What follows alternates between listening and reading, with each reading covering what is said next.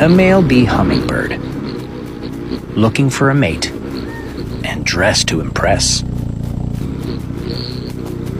But this female's busy. She's caring for 2 chicks, just hatched from eggs the size of coffee beans into a home the size of an espresso cup.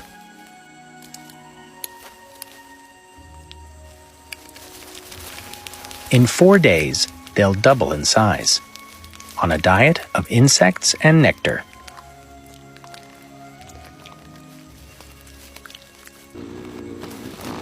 Hummingbirds burn energy faster than any other animal, so she must visit hundreds of flowers a day.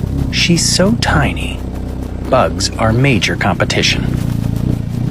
And while she feeds, the nest is unprotected. Even a single ant is a threat.